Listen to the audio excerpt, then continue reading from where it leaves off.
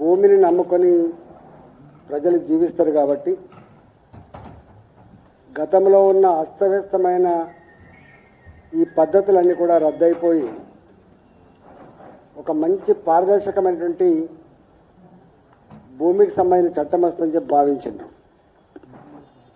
కానీ కేసీఆర్ గారి నాయకత్వంలో ఆనాటి ప్రభుత్వం ధరణి అనే కొత్త పద్ధతికి తెరలేపింది. కొండ నాలుకకు మందేస్తే ఉన్న నాలుక పోయినట్టుగా ధరణి వచ్చిన తర్వాత గతంలో ఏ పేద ప్రజానికమైతే ప్రభుత్వం ద్వారా అసైన్ కాబడ్డ భూములు కావచ్చు, మాన్యాల రూపంలో వచ్చిన భూములు కావచ్చు, దేవాలయ భూములలో సాగు చేసుకునే రైతులు కావచ్చు, ఇనాం భూములు కావచ్చు, దొరల దగ్గర ఎట్టి పని చేసినప్పుడు ఆ దొరల దయాదాక్షిణ్యాల మీద పొందిన భూములు కావచ్చు, పోరాటాల ద్వారా సాగు చేసుకుంటున్న భూములు కావచ్చు, నదుల పక్క పొంటి ప్రభుత్వ స్థలాలని సాగు చేసుకునేటువంటి భూములు కావచ్చు, ఆనాడు భూములకు ఎవరు కానకపోతే పట్టించుకోకపోతే ప్రభుత్వ భూములల్లో ఏదో ఇంత బోరేసుకొని బావి తవ్వుకొని వ్యవసాయం చేసుకునేటువంటి భూములు కావచ్చు.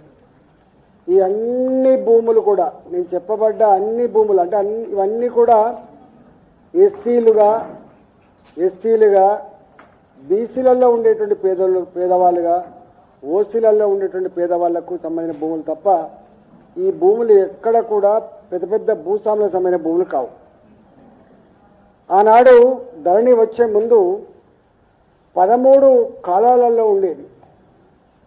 సర్వే నెంబర్ ఏంటి, భూ విస్తీర్ణం ఏంటి, ఇది కుషికినా తరినా, ఇది బావిల ద్వారా సాగేటువంటి భూమా, చెర్ల ద్వారా సాగేటువంటి భూమా, దీని ఓనర్ ఎవరు, దీని భూ యజమాని ఎవరు, ఇప్పుడు భూమి సాగు చేసుకుంటున్నటువంటి వారెవరు, ఇది లీజా, ఇది లీజా లేకపోతే ఇది ఏ రూపంలో వచ్చిందని చెప్పి ఇట్లా 13 రకాల కాలాలు ఉండే. 13 రకాల కాలాలు ఉండే. దీంట్లో మొట్టమొదటిగా అతి ముఖ్యమైనది ఏంటంటే కబ్జా కాలం, కాస్తు కాలం. ఈ కబ్జా కాలం, కాస్తు కాలం రద్దయిపోయిన తర్వాత ఈ పేదలు దున్నుకునే భూములు ఏవైతే ఉన్నాయో అసైన్ చేయబడ్డ భూములు ఓ 50 ఏళ్ల క్రితం తీస్తే అవి ప్రభుత్వపరమైన భూములు అని ఉంటాయి.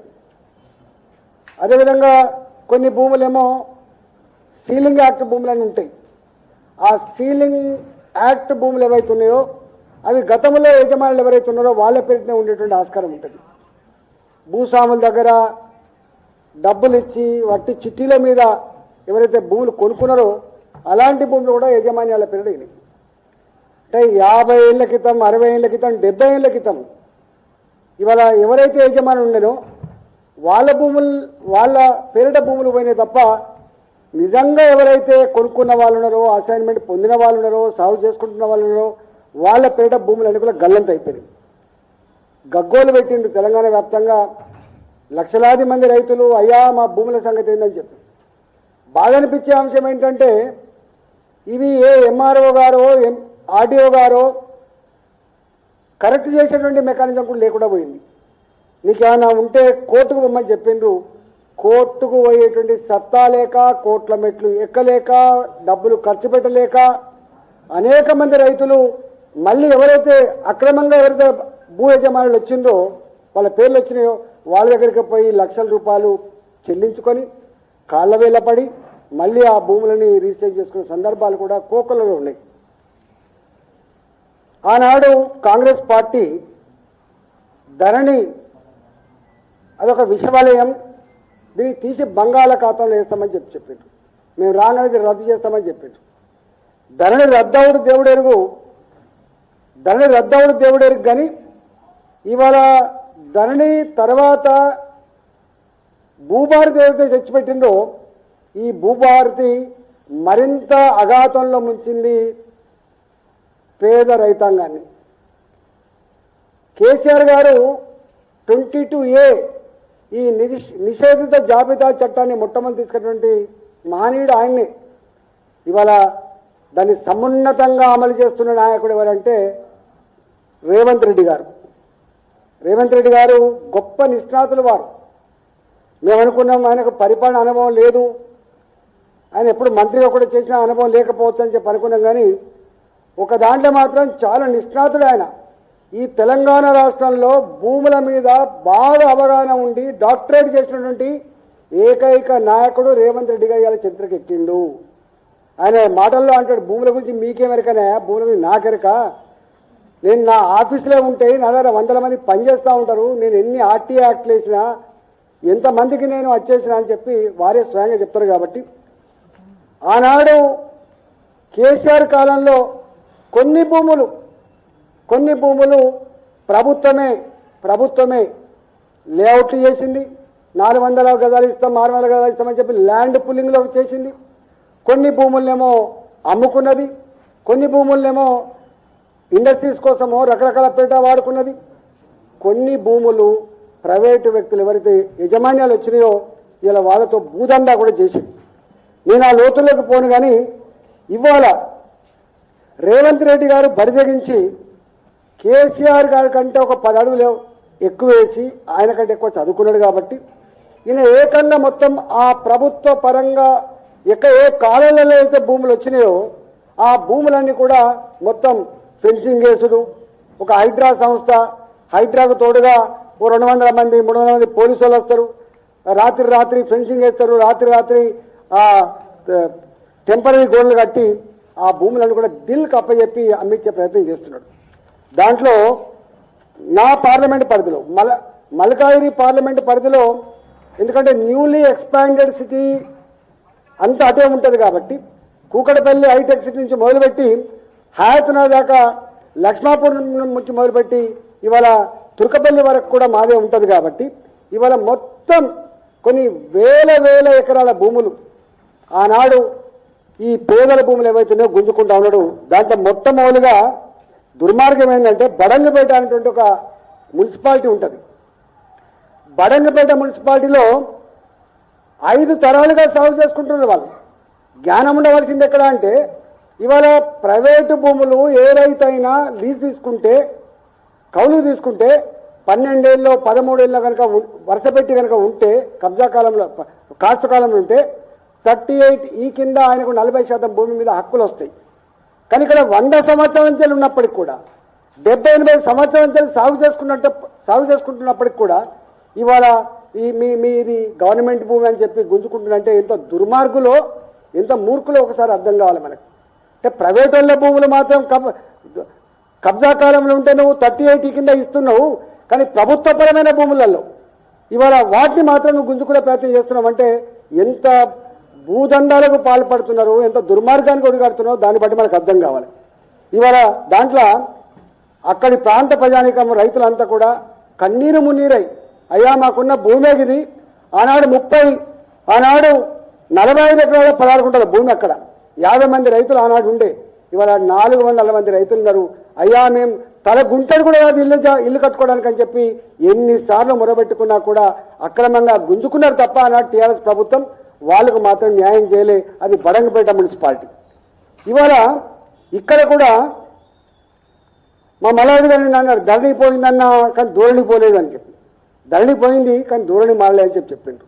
భూభారతి దేవుడారు భూ ఆరతిగా మారిపోయిందని చెప్పి చెప్తుండే నేను అక్కడ పోతే. ఇక్కడ మా దగ్గర అనేక గ్రామాలలో దుండిగల్ గ్రామంలో సర్వే నంబర్ 452, 453 400 ఎకరాల భూమి, దాదాపు 500 మంది రైతులకు ఆనాడు కొంత పట్టాలు ఇచ్చిండ్రు. కొంత 100 సంవత్సరాలుగా 70 సంవత్సరాలుగా ఉన్న గ్రామస్తులు కాబట్టి దున్నుకుంటా ఉన్నారు. ఇవాళ ఆ భూములన్నీ కూడా దుండిగల్ గ్రామంలో ఉన్న మొత్తం 400 సర్వే నంబర్లో ఉన్న 500 మంది రైతుల భూములని కూడా ఇలా ఆక్రమించుకునే ప్రయత్నం చేస్తున్నాడు. కనీసం కంపెన్సేషన్ కోసం కూడా వాళ్ళు మాట్లాడతలేరు. అదే బోరంపేట గ్రామం దాని పక్కకే ఉంటుంది. సర్వే నంబర్ 166లో 150 మంది రైతులు 80 సంవత్సరాలుగా 440 ఎకరాల్లో వ్యవసాయం చేసుకుంటారు. 80 సంవత్సరాలుగా వ్యవసాయం చేసుకుంటారు. ఇవాళ ఆ భూములను ఇవాళ గుంజుకునే ప్రయత్నం చేస్తున్నాడు. అదే గ్రామంలో 472 సర్వే నంబర్లో 30 ఎకరాల భూమి ఇవాళ గతంలో విద్యుత్ శాఖకు మాకు అవసరం ఉంది, మిగతా అంతా మీకే ఇస్తాం, ఇక్కడ సబ్స్టేషన్ ఏర్పాటు చేయమంటే కొంత ఇచ్చిండ్రు ఉదారంగా. ఇప్పుడు నిన్న మొన్న మొత్తం ప్రీకాస్ట్ వాటితోటి మొత్తం గోడగడతాడు. నేను పోయి ధర్నా చేస్తే అక్కడ ఉన్న ఎంఆర్ఓ అంటాడట, అవునా 80 ఏళ్ళు ఉంటేంది 100 ఏళ్ళు ఉంటేంది, ఇది ప్రభుత్వపరమైన భూమి, అయ్యా మేము ట్యాక్స్ కట్టాం కదా అంటే ట్యాక్స్ నువ్వు దున్నుకున్నది కట్టావు, పుక్కల కట్టాం అని చెప్పి మాట్లాడుతుంటే ఎంత అహంకారం ఉందో మనకు అర్థం కావాలి, ఎంత అహంకారం ఉందో అర్థం కావాలి. ఇట్లా చెప్పుకుంటూ పోతే ఒక లిస్ట్ మీకు ఇస్తా. ఎన్కేపల్లి 200 ఎకరాలు, అజీజ్ నగర్ 70 ఎకరాలు, హిమాయత్ నగర్ ఇవాళ 290 ప్లాట్లు, 60 గజాల చొప్పున పేదవాళ్ళకి ఎవరికైతే పట్టాలు ఇచ్చిందో ఆ భూమిని కూడా మళ్ళీ రెజ్యూమ్ చేసుకుంటాను. అట్లే అంబేద్కర్ గారి నిధి కింద మంజూరు చేయబడ్డ కోళ్ళఫారాలు ఇవి. అంబేద్కర్ నిధి కింద ఆనాడు 40 ఏళ్ల క్రితం 50 ఏళ్ల క్రితం శాంక్షన్ చేయబడ్డ కోళ్ళఫారాలు పెట్టుకొని బతుకుతుంటే ఆ కోళ్ళఫారాల భూమి ప్రభుత్వపరమైన భూమి అని చెప్పి ఆ కోళ్ళఫారాలు కూడా డిస్మాండ్ చేసి ఆ భూమిని తీసుకుంటాను. అదొక 20 ఎకరాలు ఉంది. అట్లనే పెద్దమంగళవారం గ్రామంలో 170 ఎకరాలు, 200 ఎకరాలు, అదేవిధంగా వెంకటేశ్వర స్వామి వారు దాతలు ఇచ్చిన భూమి 1200 ఎకరాలు, సీతారాంపూర్ వెంకటేశ్వర స్వామి దాతలు ఇచ్చిన భూమి 1200 ఎకరాలు ఇవాళ ఇండస్ట్రీస్ కోసం తీసుకునేది అన్నాడు బీఆర్ఎస్ ప్రభుత్వం. ఇట్లా అనేక గ్రామాలలో పేదలకు సంబంధించిన భూములన్నీ కూడా ఇవాళ గుంజుకొని వాటి దిల్లుకు అప్పచెప్పి వేలంపాట వేసి ఇలా లక్షల కోట్ల రూపాయలు వాళ్ళు ప్లాన్ వేసుకున్నట. ఒక 10 లక్షల కోట్ల రూపాయలు మనం సమకూర్చుకోవాలి, ఆ సమకూర్చేటువంటి మార్గం అంతా కూడా ఇదే అని చెప్పి వాళ్ళు మాట్లాడుకునే తీరు చూస్తూ ఉంటే ఎంత నీచమైందో మనకు అర్థం కావాలి. మా దగ్గర బొమ్మరాజపేట అనే ఒక ఊరు ఉంటుందండి, బొమ్మరాజపేట అనే ఊరు ఉంటుంది, శామరిపేట మండలం కింద వస్తుంది. మనం మీరు ఈ మధ్య చూస్తున్నారు. 1965లో ఆ భూములన్నీ కూడా 1049 ఎకరాలు ఇవి, 1049 ఎకరాల భూమి. దాంట్లో ఒక 227 ఎకరాలు, 227 ఎకరాలేమో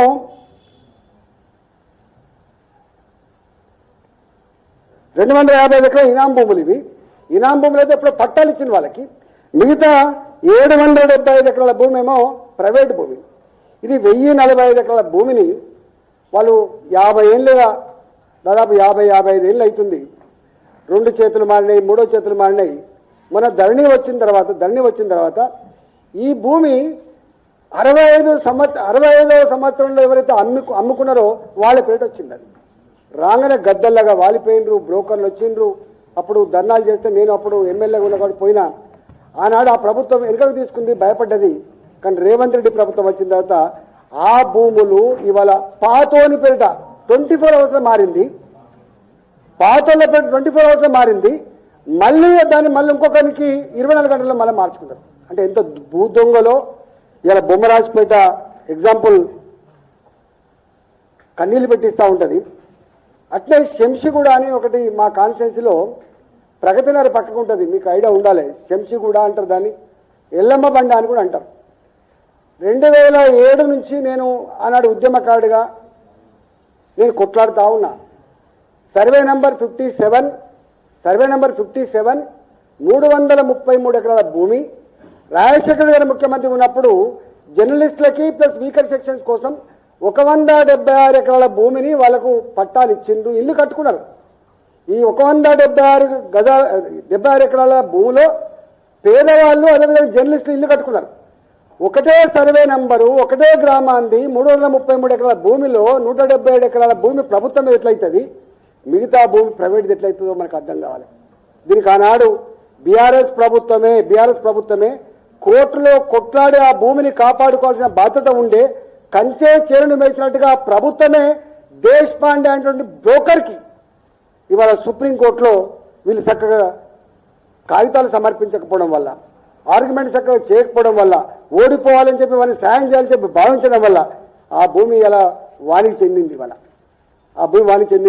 మేము అనుకున్నాం ఈ రేవంత్ రెడ్డి ప్రభుత్వం వచ్చిన తర్వాత దీన్ని ప్రభుత్వాన్ని తీసుకుంటామని చెప్పి అనుకున్నాం. కానీ వాళ్ళతో సెటిల్మెంట్ చేసుకుంటాను, వాళ్ళతో సెటిల్మెంట్ చేసుకుంటాను. అంటే 90 ఎకరాల భూమి మిగిలి ఉంది, 130 ఎకరాలు లేదు ఇక్కడ అని చెప్పి 90 ఎకరాలు. ఒక్కొక్క ఎకరం విలువ 70 కోట్లు ఉంటుంది, ఒక్కొక్క ఎకరం విలువ 70 కోట్లు ఉంటుంది.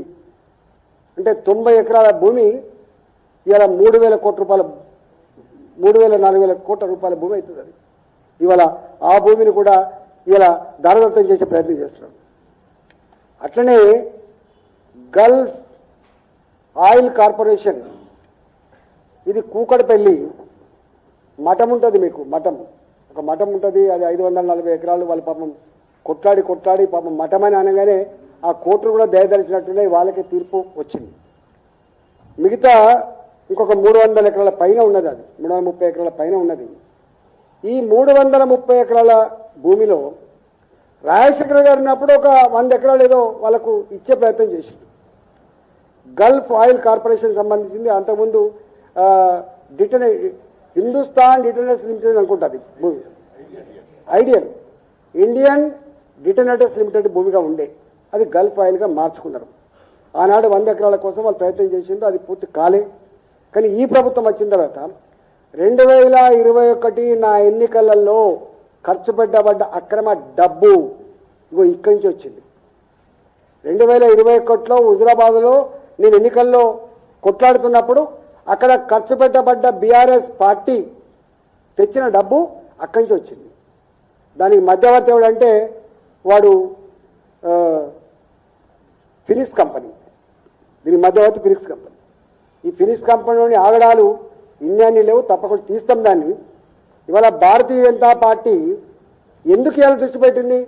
భారతీయ జనతా పార్టీ ఆనాడు హైదరాబాద్లో పొట్ట చేత పట్టుకొని ఇక్కడ వచ్చినప్పుడు వాళ్ళకు 50 గజాలు 60 గజాల జాగా కోసం కొట్లాడిన party Bharatiya Janata party. Tiger Narendra గారు కావచ్చు, బద్దం బాలరెడ్డి గారు కావచ్చు, ఇవాళ మా దత్తాత్రేయ గారు కావచ్చు, ఆనాడు పేదల కోసం కొట్లాడితే వెలిసిన కాలనీల పేర్లు కూడా దత్తాత్రేయ నగర్ అని ఉంటుంది, వాజ్పేయి నగర్ అని ఉంటుంది, దీన్ దయాళ్ నగర్ అని ఉంటుంది. మీరు హైదరాబాద్లో ఎక్కడెక్కడైతే ఇట్లాంటి పేర్లు ఉంటాయో అవన్నిటి మీద కూడా భారతీయ జనతా పార్టీ కొట్లాడి కాపాడింది. ఇవాళ కూడా మళ్ళీ ఈ పేదల భూములు కాపాడేటువంటి బాధ్యత తప్పకుండా మేము తీసుకుంటాం. ఇవాళ ఈ గల్ఫ్ ఆయిల్ కార్పొరేషన్ భూమి కూడా ఇవాళ ఫినిక్స్ కంపెనీ వాడు ఎంతమందికి చేరుతులు మారినాయి.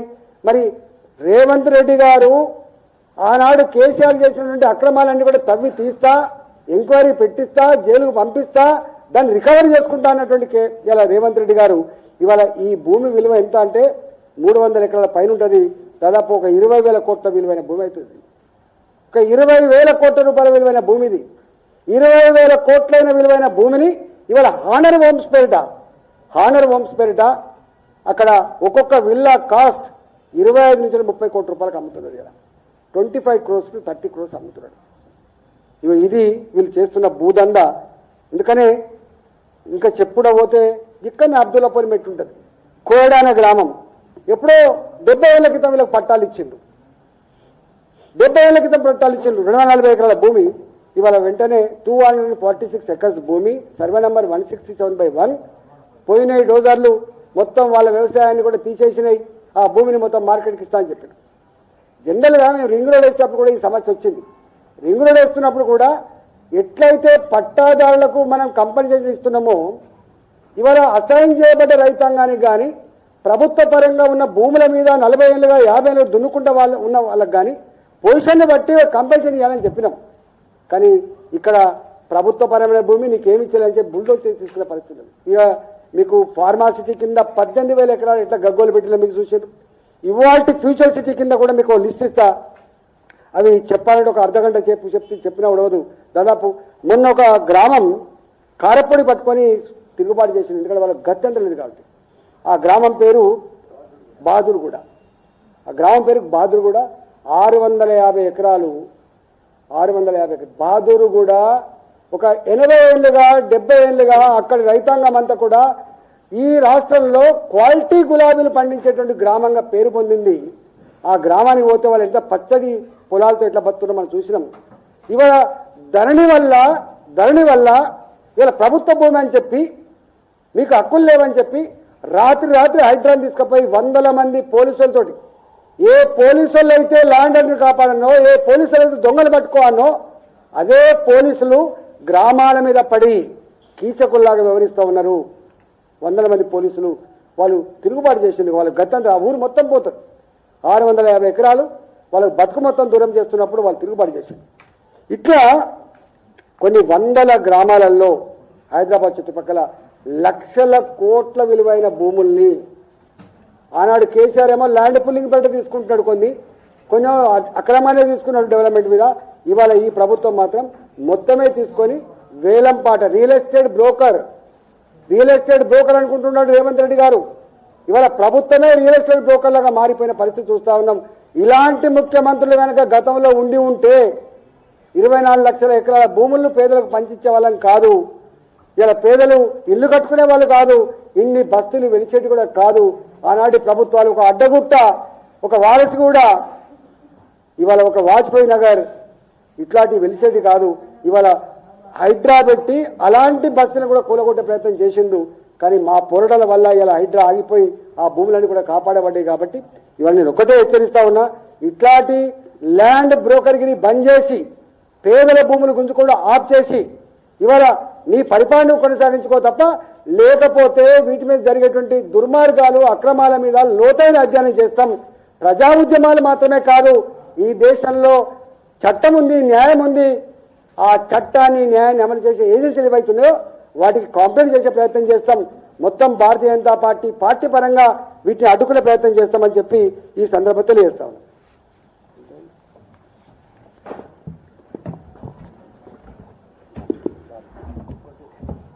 ఇప్పుడు ఏలేటి మహేశ్వర్